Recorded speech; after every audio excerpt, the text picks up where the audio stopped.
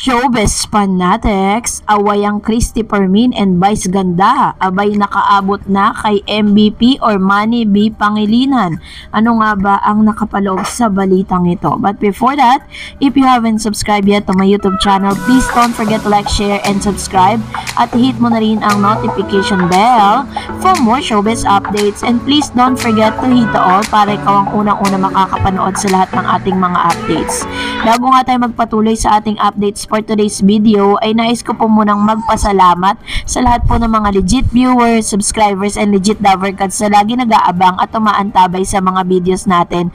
Maraming salamat po. And this time, eto naman, dahil panoorin muna natin ang video na ito. Christy, bukod sa paggawa ng mga kasinungalingan?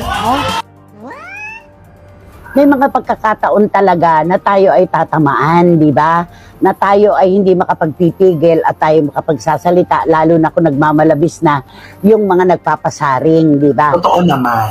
Alam mo, Romel, sa maraming pagkakataon po mga kapatid, pinalalampas lang po namin ang mga bira sa amin itong si Vice Ganda. Yung tinawag po niya kaming tatlo ni na Wendell na mga tsaka. Noon po ay gusto na naming sabihin na hiyang-hiya naman po kami sa kanya pagkaganda-ganda niya. At gusto na rin po sana naming sabihin na kundi naman sa kanyang pera ay hindi naman siya magkakaroon ng ganyang itsura. At lalong gusto po naming sabihin, lalo na ako, na ang kagandahan po ng tao ay wala naman sa panlabas kundi nasa kalooban. At pwede naming sabihin na siya sa panlabas at panloob wala naman itinatagong ganda. Yon. Ang dami-dami ko po kasing naririnig.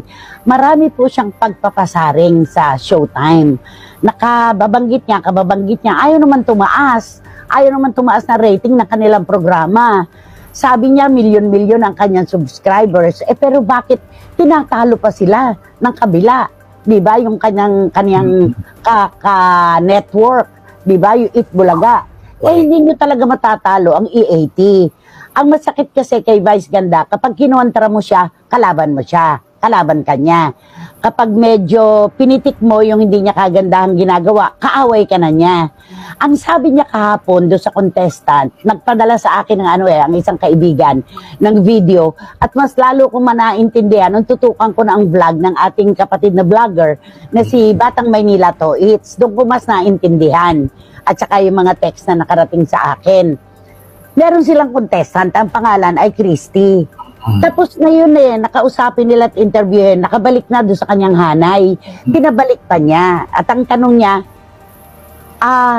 bukod, ano yung Ang tanong niya na yun, ano ang ginagawa mo bukod sa paggawa? Hindi, anong pinagkakaabalahan mo bukod sa pagsisinungaling? Yun ang eksakto. Nagulat yung babae. Kasi hindi naman sila magkakilala. Ano naman na isasagot ng babae na pagsisinungaling? Hindi siya makakonect dun sa sinabi ni Vice. Diba? Umariba na agad ang kanya mga trolls. Ang sabi nila, hindi raw ako yung pinatatamaan. Okay lang yon. Pero kapag giniling natin ang utak ninyo at ni Vice Ganda, kapag dinukot natin ang puso ninyo at ang iniidolo nyo, hindi kayo makapagsisinungaling. Hindi naman kami ipinanganak kahapon para hindi namin maturol na ako talaga yung pinatatamaan. Pumalag ang kolumnistang si Christy Permin sa pagpaparinig umano ng unkabogable star na si Vice Ganda sa kanya sa ABS-CBN noontime show na It's Showtime. Aminado si Christy Permin na tinamahan ito ng magbiro si Vice Ganda sa segment ng kanilang noontime show na Me Choose. Sa isang contestant na kapangalan nito, ipinalabas ito ng live noong Huwebes, November 23, 2023. Sa paglapit ng contestant, binati ito ni Vice Ganda. Kamusta ka, Christy? Anong pinagkakabalahan mo? Christy, bukod sa paggawa ng kasinungalingan.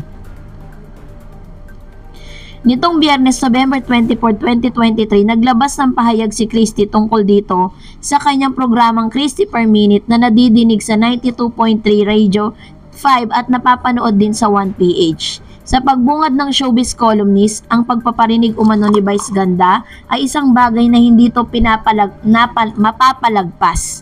Anya, sa maraming pagkakataon mga kapatid, pinapalagpas lang po namin ang mga bira sa amin itong si Vice Ganda.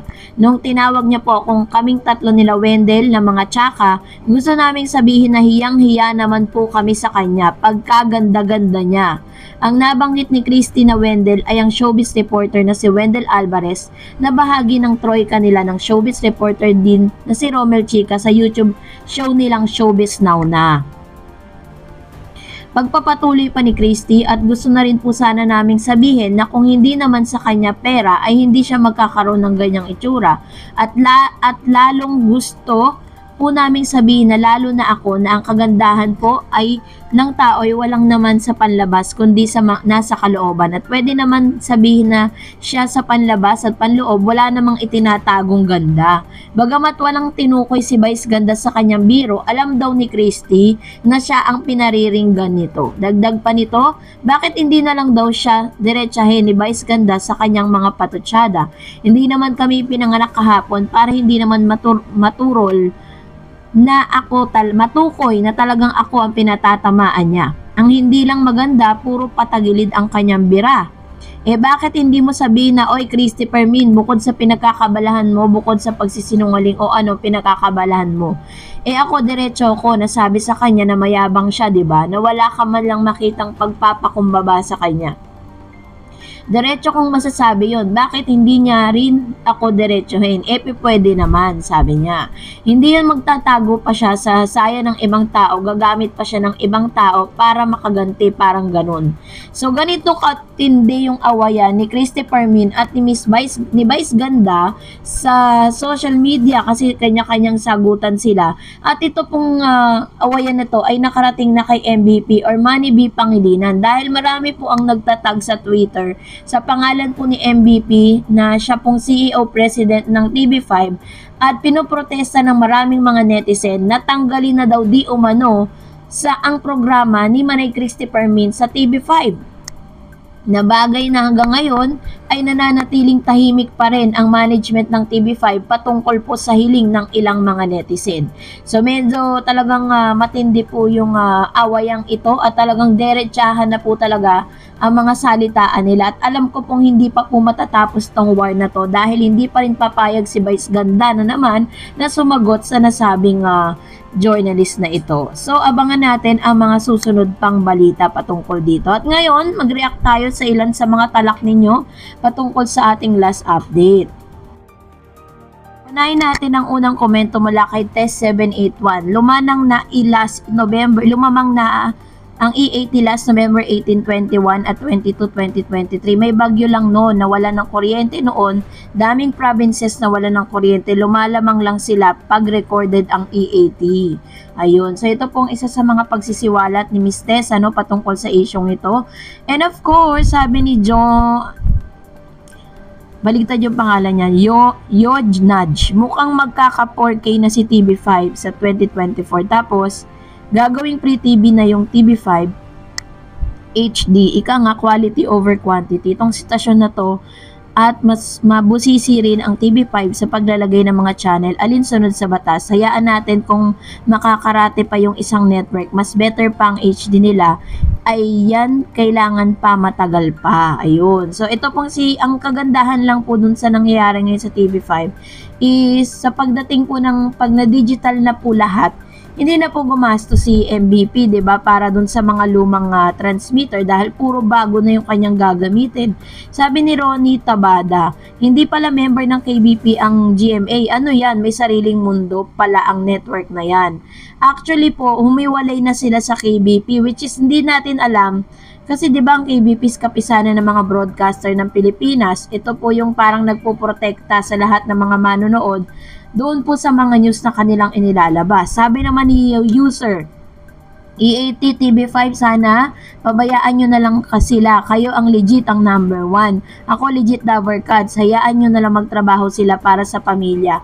Kayo di na matitibag. Ayun. So ito naman po ang isa sa mga komento niya. No? Actually wala namang ginagawa ang E80 against them eh.